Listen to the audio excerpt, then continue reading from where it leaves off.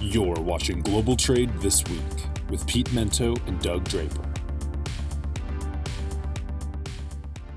Good morning, everyone. I am Doug Draper with Inland Star Distribution, coming to you live from Manifest out in Las Vegas. I decided to jump down here in the the registration area. It's early in the morning. You may hear a carpet cleaner in the background, but it's important that we're here, and I wanted to do the show. Pete's on assignment. Shocker. There's some crazy things going on in the world right now related to tariffs. So Keenan is jumping in as always. We appreciate that. Keenan, how you doing? Hey, I'm doing well. Great to be here. Excited to see you have a decent internet at that hotel and conference center situation. I know a couple colleagues I was working with yesterday were also at that show, so seems like a big one for our space. Yeah. Well, big gambling, big hotels, big swimming pools, and big internet. That's really why I come to Vegas. Absolutely. Well, yeah, definitely a lot of news. I know that's what is taking Pete from us this morning, and we're also hearing lots of things on our end. So excited to get into it and explore what we know and ask questions about what we don't. So kick us off. What do you have going for us first this morning? All right. Well, we're gonna couch the tariff to the second half, right? So my first topic, we can motor through this thing, right? But I've been hearing some rumblings about Amazon, their supply chain, and potential acquisitions, right? They have built it themselves, their entire network since its inception, right? It's been impressive. They've rivaled the biggest in the world. But there's some rumblings that they're saying now it's time to do some acquisition, primarily in the LTL space, right? ODFL has come up, Saya kind of secondary. And my take on that, Keenan, is why, right? I'm not really sure what the purpose would be, right? I guess you'd gain access or assets for middle mile, right? But efficiency is going to be gained from full truckloads going wherever they are in the middle mile, right? And efficiency and cost savings is why you and I buy on Amazon, right? So my take on this one is that it's a little out of their norm. Some of their leadership has changed, as you know, went over to Flexport and then subsequently moved away and started his own tech company. I'm sure he's here at Manifest, but so are 6,000 people, so it's hard to keep everybody track. But anyway, if there was a acquisition, I think it would be more in the international vertical, either partnering. I don't know if they would buy a steamship line, so to speak, but an aggressive partnership with the movement of goods internationally. The logistics supply chain with Amazon is not just self-serving to their organization, but they're actively selling it to other consumers. So if you and I make a widget and we don't really know how to bring it into the US or manage a warehouse or want to do any of that, Amazon will take care of that for you. So I think it's going to be more internationally focused if they decide to do some sort of acquisition. In my basic research from our friend ChatGPT this morning, 22%, that's the information I had gathered, is Amazon's revenue comes from outside of the United States, so international as a whole market. So I just think that it's a small space. If they're looking to really amp things up and either look at acquisitions or really aggressive partnerships, I think it's going to be an international play, not a domestic LTL play. So, Keenan, I don't know if you've heard about that or have any comments. So I hadn't heard about the latest with Amazon, though you're reminding me of overall trends, and we had heard or seen relatively recently lower M&A activity in 2023 compared to 2022, and it maybe started to pick up a little bit in 2024, but it just kind of reminds me how there's always these swings from one side to the other. And I feel like you and Pete have also been talking about companies right-sizing and spinning different aspects off. And then when companies or the industry overdoes that specialization, there may be some pretty good deals. And to your point about how Amazon might be thinking about this logistics, they are obviously a big user, and it's a core part of their value proposition is making cheap and efficient logistics to be able to get the goods to their consumers very quickly. It's similar, I think, about how they went about Amazon Web Services. Amazon.com and the app and all that needs good web services. They moved into that space, but Amazon Web Services is a big revenue generator for Amazon of them selling it to other people. So I think they're trying to give themselves the competitive edge, but to get as much of the economies of scale or the cheapness, they're also going to need to be selling to other people. So I don't know the latest on what Amazon's intentions or moves are, but what I'm thinking about is maybe they're trying to be ahead of the curve. If it has been muted, people haven't been expanding, or there's right sizing or starting to pick up, maybe they're seeing some opportunities to get ahead of what they think the competition would be doing. Amazon is pretty aggressive, and they've made bets on their Fire Phone and things that they've had to cut losses on, but for something as core to their operations as logistics, they're probably putting a lot of strategic thought into. So it is definitely one to watch. I'm glad you brought it up. Yeah. Well, selling services to service providers is a pretty good gig, right? And so that's kind of what you had spoken about. So, well, hey, we kind of just got two bang topics. So, but we missed halftime last week, Keenan. So we got to chat a little bit about it, right? And Gotta obviously, do it. this whole show and halftime is brought to you by your company, right? Hopefully that's right. Yeah, you're on my left, so I'm pointing to you correctly. Cap Logistics, Keenan, we really appreciate you. I'm the nice guy. Pete's the asshole that comes in there and hammers it. So anyway, so brought to you. So anyway, I saw this thing in the paper, Pete, that there is something called the Leaning Tower of New York, and it is a skyscraper that was built pre-COVID that they had to shut down relatively recently. Then, okay, yeah, like it's under construction, and it's leaning at the top 3 inches. I think they said to the north. I don't think it really matters, north, south, east, west. It's leaning 3 inches. And so they shut down, and this isn't recently, this is pre-COVID, right? So they're building it, they shut it down pre-COVID, and now, shocker, lawsuits out the wazoo with who's at fault and everything else. So if you check out a picture, it's just this tower under construction, right, that's just sitting as an albatross out there in New York City. And apparently, builders, contractors, I don't know exactly who, we're trying to save $6 million. And I'm sure this building's going to cost $1 billion, right? Oh, no. They tried to save $6 million by doing some different foundation pour, which is the source of the problem. So anyway, that led me to one of those wormhole things. I started like, hey, skyscrapers, and then you just circle the drain, right? And so what I wanted to talk about is that skyscrapers that are over 150 meters, ChatGPT, what is that in feet? It's basically 500 feet, 492, right? And so I was like, where are the largest, or what's the most skyscrapers that are over 500 feet in the world?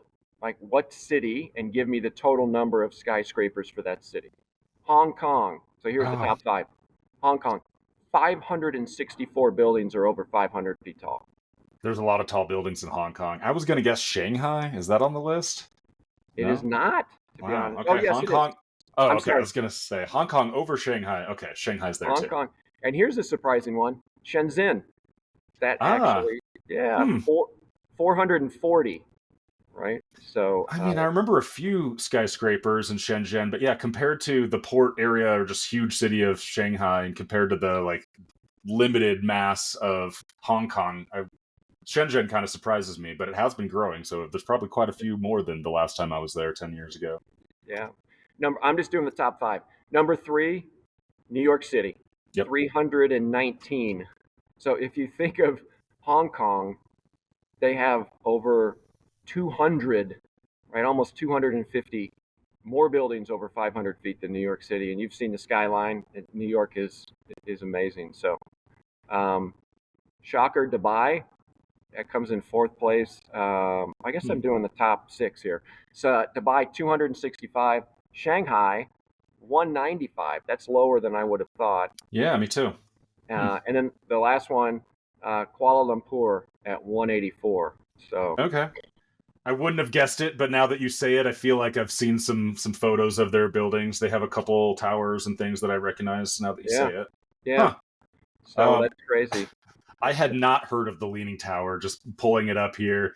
Yeah. Now that you have mentioned it, sounds like a disaster. And yeah, you hate to see when they try to save a few pennies and then end up costing billions of dollars Oh yeah. with mistakes like that. Some people are saying it needs to just be taken down. Some people are saying they need to redesign a facade to accommodate the lean. Oh man, that sounds pretty brutal. Yeah. I always am excited when I hear about stories of concrete. I know it's like a boring back of the mind industrial service or facility product that is so important, but it is exciting, and there are new innovations. I know a lot of people will be motivated for the cheapest or save some dollars, and it won't work out. But there's also a lot of material scientists doing some really cool stuff with the sustainability, the strength of concrete, everything from kind of reinventing how the Roman concrete lasted so long with volcanic ash or the jagged pieces, and then also the lime class. And people are doing cool stuff with 3D printing, or I think Japan is doing some cool recycling of old bad concrete into new stronger concrete and reusing that material. So I always like to hear those stories, but there's also those stories of people costing billions of dollars trying to save a few. Yeah, it's crazy. And you guys, there's a podcast I did with Cap years ago called Uptime Logistics, and I remember talking to one of your clients in that space, and I was like, concrete, really? This is going to be like a 30-second podcast? So there's a lot about concrete. Oh yeah, I was yeah. So it was called Uptime Logistics. If anybody's super into concrete, I'm sure you could find it online. But yeah, and I just want to end this topic with my hometown of Wichita, Kansas. Mm-hmm. This may shock you because it wasn't on the top 10, and there was actually 0 skyscrapers above 500 feet in Wichita, Kansas. I think you could stack like 4 buildings that are in. I mean, our Midwest cities, they're just not that geographically constrained. So you could just buy another piece of land right next to it. Why go up? Yeah. All right. Well, that was halftime, brought to us by Cap Logistics and Keenan. Yourself, man. Appreciate it. So let's jump into the next topic, which is kind of the elephant in the room that pivots literally daily, right? It's crazy. And I'm going to take the softer, gentler approach, and then you can talk specifically about 2 commodities that have really been in focus. That Absolutely. is really your guys' sweet spot. So I'll go with the kinder, gentler thing, right? Meaning emotion, right? And so people like risk when they're in control. Skydiving, for an example, right? That may be a weird analogy, but I'm going to take a risk. I got the backpack. I'm jumping. I'm in control. I've been trained. I know what I'm going on. But a little chaos, which is what we are in, turns risk takers into safety seekers, right? And that's not impromptu. I did have that jotted down beforehand. But when the S goes D, people are like, they come in, they want to control, they want to be safe. And my point with all that is that with all the uncertainty, even if their commodity is not related to the 2 that you're going to talk about, uncertainty says, I need my stuff. I need it in the U.S. I need to control it. And that means, I think, that we spoke about a quiet season with ocean freight. I think you're going to see things creep up. I don't think it's going to spike, right? Because it's a daily change, right? So there may be solutions that are figured out very quickly from this topic, but I think it's going to be like the mortgage industry. It's going to spike up, it's going to stay up, right? So the short term is going to be a spike. I really can't determine if it's going to be massive or short, but it will go up. Then it'll be steady at a higher level, just like interest rates jumped from 3.5 up to 7, right? It's going to be steady state. And then the long term, I don't know. Long term could be 6 months, a year out the road. But I think sourcing strategies are going to minimize that. Here at the show, a lot of people are talking about diversifying their supply chain, their manufacturing, and people have been talking about that for a couple of years now, right? So the diversification, I think, is not going to be so detrimental, right, with single sourcing their supply chain primarily in China.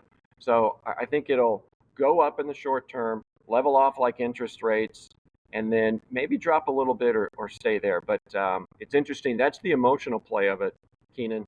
Let's flip into the real world let's talk about the commodities that you're near and dear to.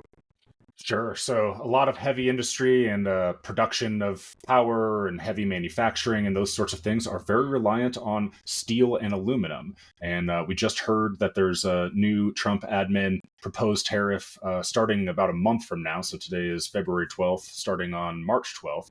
25% tariff to all steel and aluminum products and different derivatives. There's some changes in there. I was reading through the details. I'm not a broker. I don't know all the ins and outs, but there's another 200, well, not another, there's a 200% tariff on Russian origin primary aluminum. There's also some other maybe ways of getting around it if it's American. So who knows what countries will have those deals of recycling American aluminum or steel or doing those. I do recall Japan was recently working with Trump and U.S. Steel for foreign direct investment. I don't know the numbers off the top of my head, but significant Japanese capital invested in U.S. steel manufacturing. And this seems to be kind of a part of that and supporting the U.S. steel environment where it's not just competing against, speaking of going to China, I've seen Bao Steel, like a state sponsored type company that was massive. Imagine like a city that we would see in the Midwest, but it's all one big steel plant in Shanghai. Pretty crazy. Those machines were made in Japan and made in Germany. Lots of Mitsubishi machines making those steel machines I saw anyway, filling up these massive buildings. But another thing I've been hearing described is that a lot of this also has to do, or some people criticizing Trump's move, is that it is a little bit of energy incarnate. It takes energy to make these raw ingredients, to recycle them, to make them pure, mixed in the right ways, rolled in the right ways, especially aluminum, where it's basically all electricity cost. And so right now, this has been something sourced from where areas have really cheap energy, and a lot of that is from government state-sponsored projects, whether it's a hydro dam that was built, but then now provides very low cost electricity, or state-sponsored things in China that then just makes very consistent low electricity that then a company can take advantage of to make cheap steel. It'll be interesting. I think like a lot of these other topics we've been covering here, there is very dynamic news on one hand, but also it's worth not losing your head over, being somewhat calm, having a plan, but not necessarily freaking out, because there have been announced tariffs and things and then rolled back, or could be a part of a negotiating strategy. So it's one where companies would probably be best advised to not overreact and change everything. But like they've probably already had some signals over the previous COVID years or previous other trade tiff situations, they've started to look at Mexico or Canada. They've started to look at other countries and other places of sourcing their raw goods. It'll remain to be seen. This is a kind of a new era of if these tariffs go through and if this is how government is going to be generating its revenue. What does that all mean? There could be periods of uncertainty and shifting, but I bet the markets will find appropriate prices pretty quickly. I don't think it'll be ongoing chaos, just from my view so far. But it's a dynamic space. I know our team is looking into things, and we're fielding lots of questions. We'll be learning on a daily, or if not hourly basis, I'm sure. Yeah. Well, like we spoke about last week, patience is less expensive than panic, or panic is more expensive than patience. And I think in the last 2 weeks, right, or even the last, basically since January 21st, right, patience will seize the day. So yeah, I think that's about. Oh, hold on a second. Yeah, Blue Tommy. Yeah, I'll be there in a second. Yeah, cool. Anyway. Blue Tommy's the guy I met last night at the craps table. He's been up all night, and he said he wants to get back into the action. So I guess we need to shut the show down and sign off, Keenan. Well, appreciate you taking time out of the Vegas tables to come join us and give us an update. And I appreciate all of you in the audience for tuning in with us and exploring these rapidly changing topics as we live in interesting times. Absolutely. Good deal. Well, thanks for joining us this week on Global Trade This Week. Keenan, awesome fill in. Really appreciate that. And have an awesome week, okay? Hey, that's Blue Tommy's buddy. That's not Blue Tommy. Goodbye, everybody. Thanks for listening.